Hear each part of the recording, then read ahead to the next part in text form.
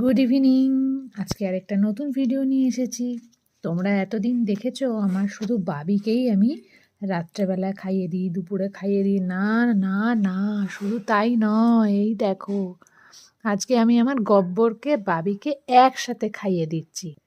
সারাদিন কেউ ছিলাম না, খাবার দাবার দিয়ে গিয়েছিলাম আমরা, কিন্তু ওরা কিন্তু কেউ খায়নি, দুজনের একজনও খায়নি। তাই এখন আরেকটু ভালোবেসে, এই দেখো আমার পাশে কৃষ্ণ বসে আছে, দেখেছো? ভাবি তো থাকেই, আজকে এই দেখো ও আমার গব্বরেকে তো তোমরা চেনো, অনেক ভিডিও দেখেছো।